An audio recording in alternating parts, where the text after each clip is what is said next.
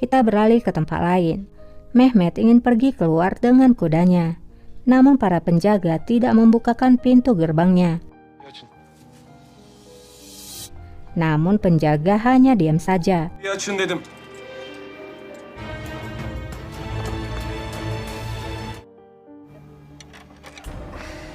Mehmet pun turun dari kudanya dan menghampiri kakaknya. Mehmet berkata, "Apakah kamu melarangku pergi keluar?" Sahim pun menjawab, "Ya, demi kebaikanmu. Aku tidak ingin kamu melakukan hal yang bodoh dan membuat dirimu dalam masalah." Belaya sokmanı istemiyorum. Mehmet pun menjawab, "Jika kamu berpikir demi kebaikanku Sahin, pergilah ke istana dan berbicaralah dengan raja. Mintalah Sultanah Fahriye untuk dinikahkan atas namaku." Fahriye Sultan'a talip ol. Sahin menjawab, "Sejak kamu mulai memanggilnya dengan raja, aku yakin kamu akan menjadi anjing yang setia sejak kamu menjadi adik iparnya."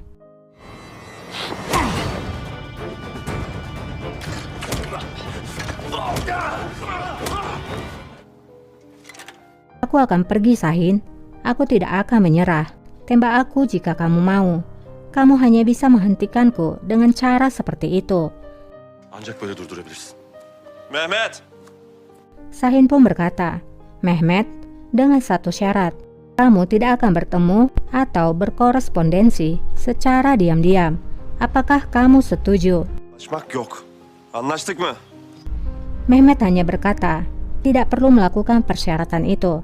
Namun Sahin meminta agar Mehmet berjanji, "Kamu akan berjanji padaku, tanpa sepengetahuanku, kamu tidak akan mengambil satu langkah pun. Bile atmayacaksın. Söz mü? Berjanjilah." Mehmet pun memeluk kakaknya. Akhirnya Sahin pun mengizinkan Mehmet pergi.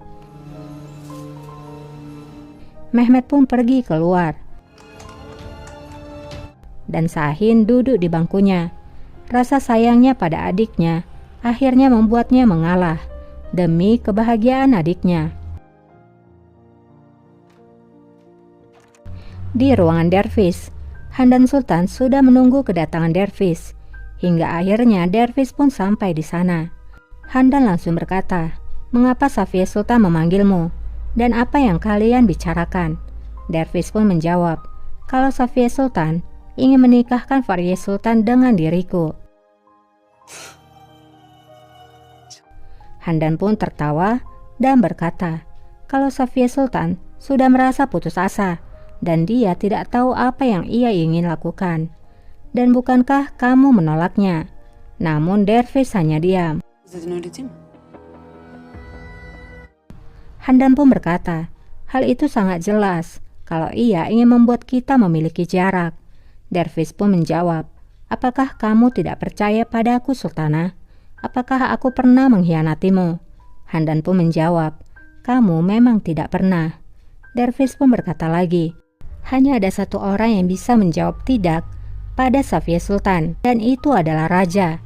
Bilecek kişi hünkârımız. Handan pun berkata, "Berbicaralah kepadanya. Bahkan ide ini saja sudah membuatku merasa gugup." Bahsi dahi asabımı bozdu. Raja sedang bersama Mustafa membuat perahu. Mustafa berkata, "Jika aku menjadi raja, maka aku akan memiliki banyak sekali perahu." Raja pun dia mendengar ucapan adiknya. Hünkârım. Tidak berapa lama, Dervish pun tiba di sana. Dervish berkata, "Ada sesuatu yang harus kita bicarakan." Dervish pun melihat tangan raja yang terluka. Ia pun menanyakan hal itu. Raja pun menjawab, "Itu bukan apa-apa. Ini terjadi karena aku berurusan dengan Iskandar. İskender. Dia adalah pria yang telah dibawa dari barak." Raja pun masuk ke dalam ruangannya dan berbicara dengan Dervish. Allah! Dan kita pun berpindah ke barak. Nampak Iskandar yang masih hidup, tanpa kurang apapun. Semua orang pun nampak terkejut karena Iskandar tidak mati. Temannya kemudian bertanya, "Kenapa kamu tidak mati?" Dan flashback kejadian saat ia bersama raja. Raja melepaskan tali yang mengikat tangan Iskandar dengan pedangnya. Raja kemudian berkata, "Kita akan berlatih." Iskandar pun bingung dan kemudian bertanya, "Bukankah kamu akan mengambil hidupku?" Raja pun menjawab sambil memberikan pedangnya, "Aku akan mengambil nyawamu jika kamu tidak bertarung dengan sepenuh kekuatanmu, karena aku tidak akan merasa kasihan." Iskandar yang masih takut lalu berkata, "Kamu adalah seorang raja. Di samping itu, aku tidak pernah menggunakan pedang asli. Aku belum menjadi Janisari." İçeri olmadım. Al şu kılıcı. Namun raja hanya berkata, "Ambil pedang ini, aku memerintahkanmu." Emrediyorum. Iskandar pun mengambil pedang itu. Raja pun berkata, "Serang aku dengan seluruh kekuatanmu, Iskandar. Serang aku, sehingga aku tahu seberapa jauh kehebatanku, agar aku tahu juga batasan dan kelemahanku." Zaaflarımı bil. Akhirnya Iskandar pun mengerti mengapa ia dipanggil ke istana, yaitu bukan dihukum, melainkan untuk berlatih bersama raja.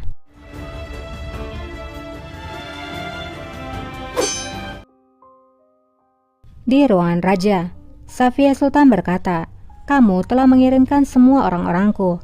Apakah hal itu pantas bagi nenekmu?" Raja menjawab, "Ini pantas menurutku." Safia pun berkata, "Baru semalam aku melakukan kemurahan hati dan menyelamatkanmu dari situasi yang sulit." Raja pun bertanya, "Apakah maksud kemurahan hatimu adalah surat persyaratan itu sebagai balasannya? Kamu telah mengancamku karena kamu ingin berada di istana, dan kamu telah menempatkan aku dalam situasi yang buruk di depan subjekku. Ahmet, Dua edin ki Berdoalah, karena kamu adalah nenekku. Aku menghormatimu. Kalau tidak, kamu akan membayarnya secepatnya." bedeli çok daha ağır olurdu.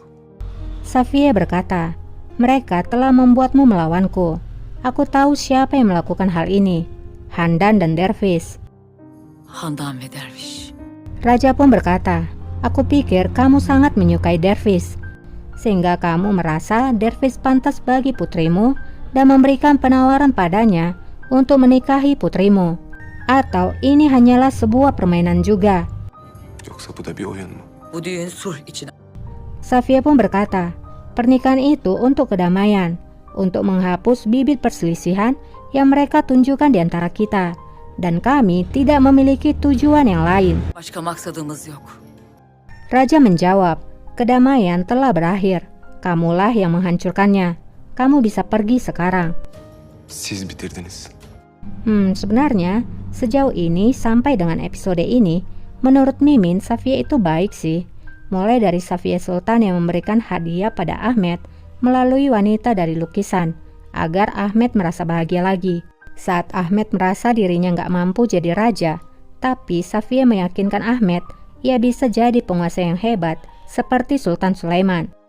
Safia Sultan juga tidak ingin Mustafa dibunuh, hingga Safia bilang kalau sampai dia membunuh adiknya, maka raja akan dibawa bayang-bayang kesalahan. Safia sering memberikan pandangan yang baik kepada Ahmed. Cuma memang Safia ini tipe wanita pengontrol. Tapi mungkin saja dia mengontrol karena dia melihat raja masih muda, jadi perlu banyak belajar darinya. Itulah mengapa Safia selalu bilang, mereka yang memaksudkan ibu dari Ahmed membuat mereka berselisih. Tapi ini sih menurut pemikiran Mimin ya. Mungkin kalian punya pendapat berbeda dan bisa komen di bawah mengenai Safia Sultan sampai dengan episode ini.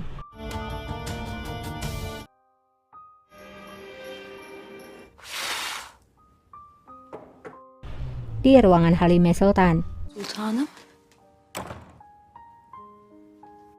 pelayannya melihat lagi praktek perdukunan yang dilakukan oleh Halime. Ia pun bertanya, apa arti dari semua itu? Halime pun menjawab, ini adalah musuhku. Contohnya, ini adalah Safia Sultan. Ini Sultan Ahmed, Handan, Mehmet, Sahin. Mereka semua adalah musuhku. Şahin ve Mehmet. Anlarım. Aku bersumpah di hadapan Tuhan, mereka akan terbakar seperti lilin, dan mereka akan meleleh ketika mereka terbakar, dan mereka akan menghilang. Olacaklar. Rupanya, Halime tidak memiliki niat yang tulus untuk membantu Han dan Sultan.